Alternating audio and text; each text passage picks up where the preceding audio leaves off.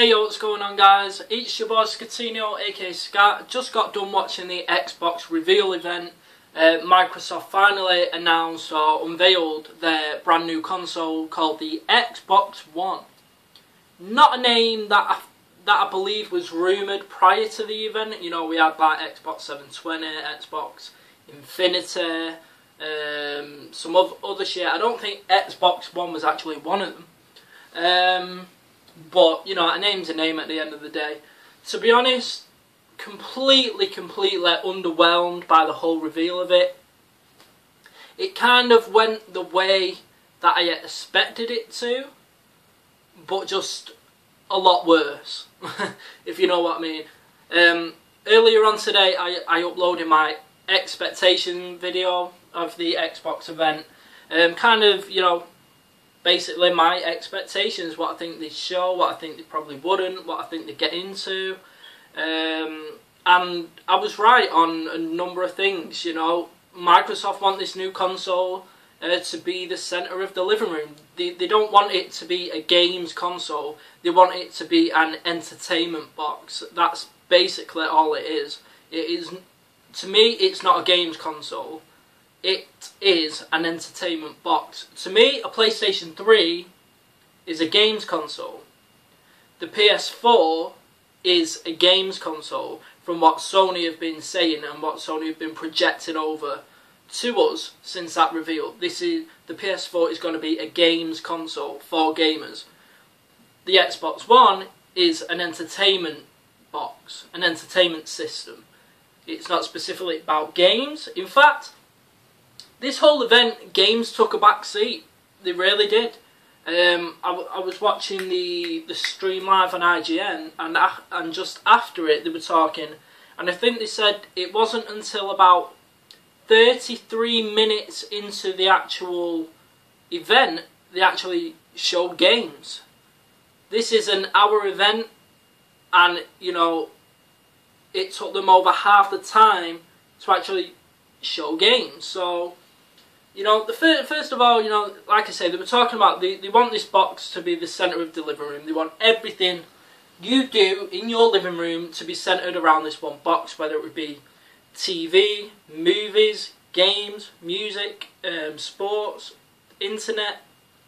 They want it all to be centred around this box, which is cool, I guess, but, you know, it's not what I want.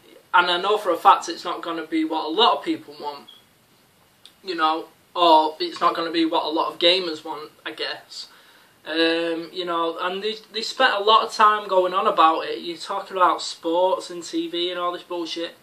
I must admit, the new Kinect, the integrated Kinect, and how you can use the Kinect with the interface, you know, just swap and change everything on the fly like that. You know, that seems really cool. You know, multitasking is cool, you know, being able to play a game and then, you know, talking to the Xbox and maybe bringing up a search or whatever. And I think one of the better things, if it can actually do that, is if you're playing a game and you can bring up a Skype call and you can be on a Skype call, video chat Skype call whilst playing a game. I think that would be cool. So things like that, you know, are really nice little touches. That I think are really going to enjoy. They did talk about the whole game capture sort of thing. They didn't really go into it like what Sony did, talking about the share button and live streaming and all that, but they did mention it. They didn't mention it for long, but they did mention it, so it looks like the Xbox One will have that, definitely. The whole, you know, being able to capture your own gameplay and everything. So yeah, I don't know. I mean, I was underwhelmed. I think when the guy from EA come out and talked about the sports games that would come out, I was like getting hyped, like, yeah, come on, gonna see the brand new FIFA running on next gen consoles. Yeah, we didn't kind of get that. I mean, we got like a CG trailer, you know, I mean, the guy said this is how FIFA or all these sport games are going to look and how they're going to play.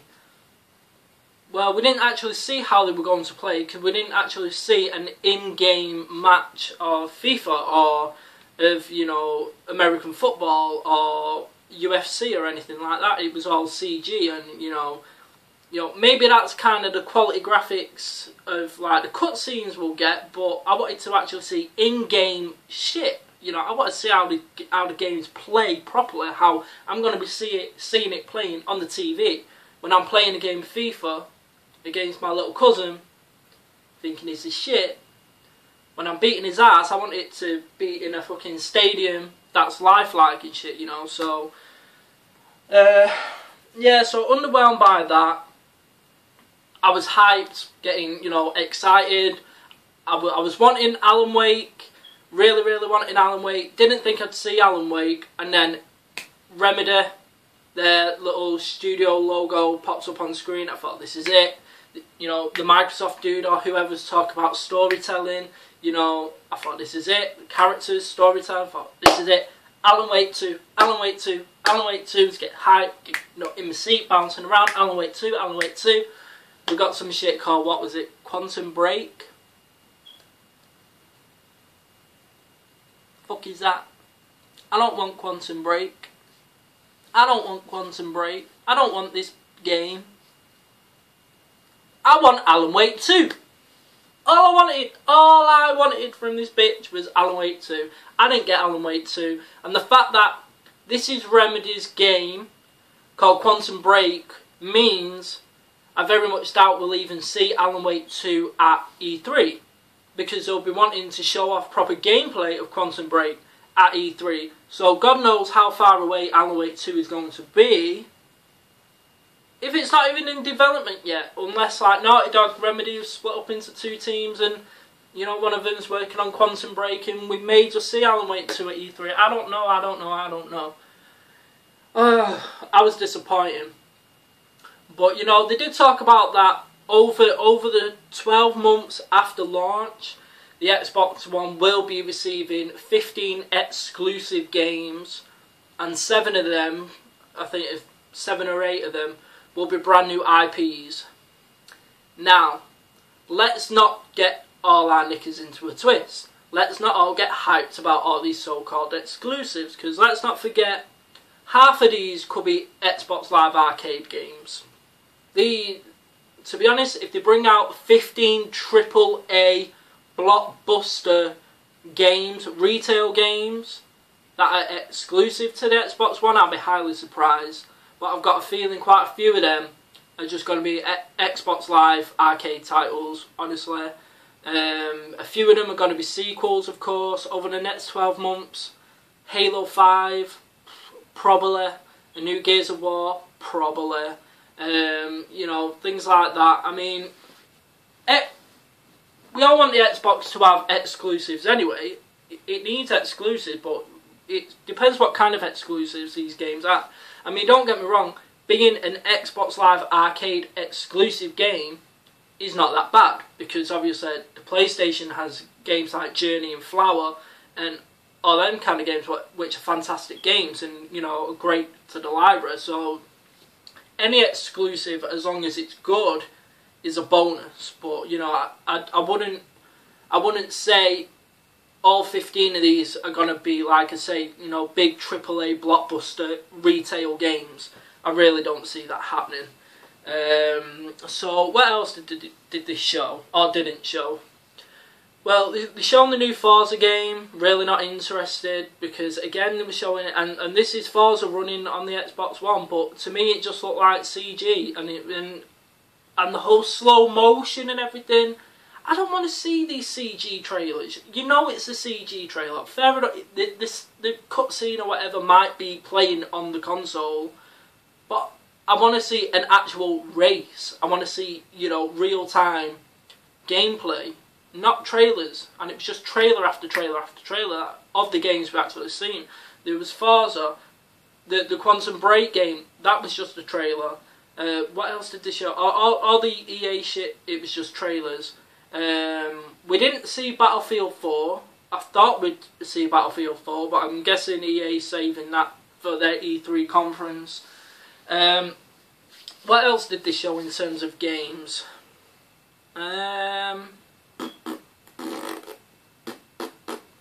Oh, then they've shown all the NFL shit. Really not interested in. And then they've shown Call of Duty.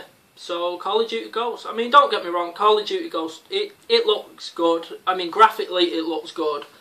But Call of Duty is Call of Duty at the end of the day. I think they need to innovate or reinvent, you know, the game. They can't just do the same shit. I mean, can you imagine another, what, 6-7 year console cycle of yearly Call of Duties, which is just the same shit as last gen, but with better graphics? I mean, come on, man. Seriously. You know, I mean, they did say about the multiplayer that they were going to introduce dynamic maps. Kind of a Battlefield thing going on there, okay, but, you know, dynamic maps, you know, is something that I would enjoy, because if it makes every multiplayer game different in some way, if it's not like sort of scripted events, sort of like in games like Motorstorm Apocalypse, if it's not scripted like that where, you know, at a certain point within every multiplayer game, say you've got what, like a 5-minute multiplayer game, at like the 3-minute mark, a big building will collapse or some shit, creating more cover or less cover or whatever. If it's not scripted, then I think it'll be really good. If it is dynamic and on the fly and unscripted, you know, then I think it could be a really, really great experience, because every single multiplayer game then will be different, and it'll be a different experience. You never know what's really going to happen. I think if it's like that, then that's definitely going to be a great thing. And that was pretty much it. I mean, of course, they did actually show the console, which is a big motherfucker. It was like, you know, one of those old like video players, like from the 80s or some shit. That's how big the shit looked. I mean, I was like, whoa, you know, that shit's big. You know, that shit is big. It's like, where the fuck am I supposed to put that shit? Honestly? Fucking big ass shit like that. I mean, I don't know, man. The controller looked nice as well. You know, but the console's a console. I mean, I don't think it's going to look as nice as the PS4. In all honesty, I think Sony are known for making quite nice, like, sexy devices. I mean, just look at the Vita, sexy as hell. But a lot was spoken about the cloud, and you know, there's been a big thing about people talking, we don't want this console to be always online. But if you go back and watch this event over, everything you're hearing is about the cloud being connected. It sounds like it's going to be an always online system. They didn't specifically say those words, like this console is going to be always online. They didn't specifically say you are going to need an internet connection to play these games. But it kind of sounded like that with the words that we're using. Cloud, like connected, all the time. All the time. You know, they were saying these words. So that's just, I just kind of get that feeling that's what it's going to be. Talking things like, you know, the cloud's going to allow you to take your games everywhere with you. So does that mean if we buy the disc from retail, we pop it in the system, it gets uploaded to the cloud or whatever, and then that disc is useless, it's stored on the actual system? So we can do the whole back and forth between games, you know, that on the fly. Xbox One, play a game. Xbox One, show movie. Xbox One, go Skype. You know, if that whole back and forth thing, is that how it's going to work if we buy the disc? I mean, to be honest, they didn't even mention any, well, they did actually, yeah, they did. They mentioned a Blu-ray drive, so it is going to have a Blu-ray drive, which means there will be physical media that you can buy at retail. But whether or not those discs become useless after you install them to the system remains a different scenario, a different story. So we'll see how it pans out. I mean, the use of terminology was really, really interesting. If you go back and watch it with a clear head, instead of like just getting hyped up about everything they're saying, you know, feeding into the bullshit, go back and just look it all over, you know, read between the lines about the wording and the terminology they're using. It's quite interesting. So what else, man? It's like, I don't know. Like I say, I was underwhelmed by the reveal of the console, if I'm honest. You know, like I say, it kind of panned out the way I expected it. That it was more focused on the entertainment side of it, music, movies, TV, all that bullshit. You know, the Halo TV series. I don't give a shit about that. I don't give a shit about the Halo series. I want the games, but that's how it panned out. That's how I saw it was going to pan out. And I knew there wasn't going to be an Alan Wake reveal. I knew it. No, for that split second I was hyped when I saw the Remedy logo. I thought this is going to be it, but it wasn't. The FIFA shit was completely underwhelmed because it wasn't real, actual FIFA. And, you know, they were saying, I think some of the Ultimate Team stuff was going to be exclusive to Xbox. So, you know, DLC, I'm guessing. But, you know, straight after the event, PlayStation Europe actually tweeted, and FIFA 14 and Call of Duty Ghosts will be available on PS4 later this year, which is the consoles I'll be getting them on anyway. Because, to be honest, exclusivity to DLC for Ultimate Team, which I never play, and Call of Duty DLC really not going to bother me at this point. It doesn't bother me now about the DLC for Call of Duty, which I said was going to happen as well, which we all knew. That, you know, going forward as well, within the next generation, Microsoft will have the timed exclusive DLC for Call of Duty. So, that shit really doesn't bother me. I mean, out of the two reveals, I mean, let's not get it twisted. E3 is right round the corner. There's going to be a lot of slugging it out between Microsoft and Sony at E3. Big name titles will be revealed, exclusive titles, brand new titles we've not seen. You know, so there's still a lot of work to be done. But out of the two reveals, the one I was more excited about is definitely PlayStation, because they catered to the gamers. They spoke about games, which is what I want.